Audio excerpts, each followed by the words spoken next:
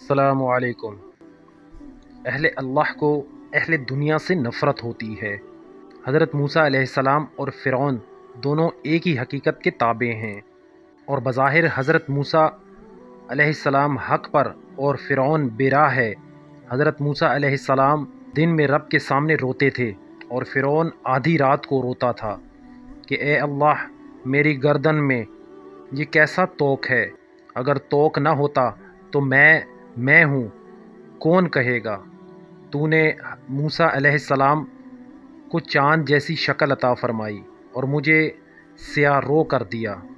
میرا ستارہ چاند سے بہتر تھا، لیکن اسے گرہن لگ گیا۔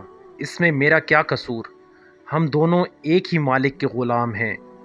لیکن تیرا کلہاڑا جنگل میں شاخ کو کاٹ دیتا ہے، پھر ایک شاخ سے دوسری نئی شاخ پھوٹتی ہے اور دوسری تو بیکار کر دیتا ہے۔ کیا شاخ کو کلہاڑے پر کوئی قدرت حاصل ہے؟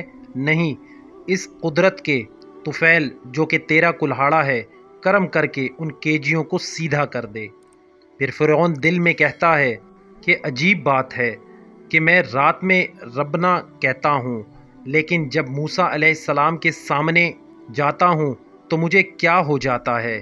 کھوٹا سکہ خوب چمکدار ہوتا ہے، لیکن جب آگ کے سامنے جاتا ہے تو کالا ہو جاتا ہے۔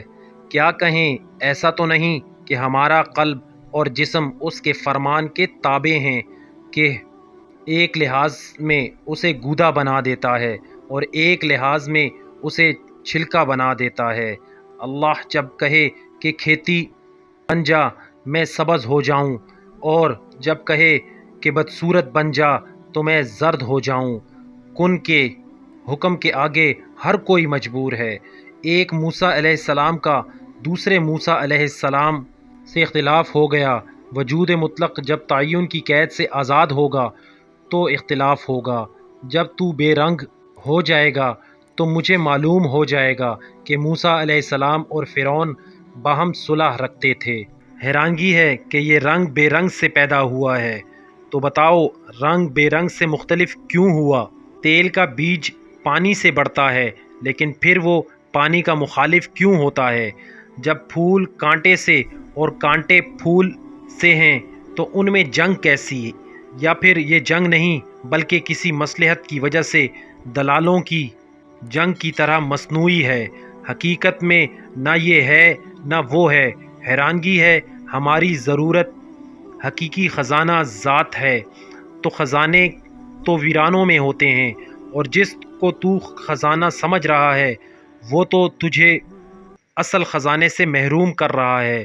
وہم اور خیال کو تو آبادی کی طرح جان، جہاں خزانہ سمجھ رہا ہے وہ حقیقت میں تجھے خزانے سے محروم کیے ہوئے ہیں۔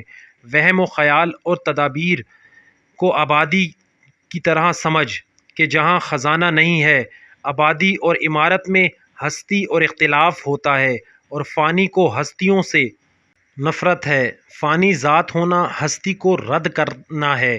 ایک قوم جلانے والی آگ میں پھولوں کی مانند ہوتی ہے، اور ایک قوم باغ میں رنج اور درد محسوس کرتی ہے۔ اہل اللہ کو اہل دنیا سے نفرت ہوتی ہے، لیکن دیکھنے میں دنیا دار انہیں ذلیل سمجھ رہے ہوتے ہیں۔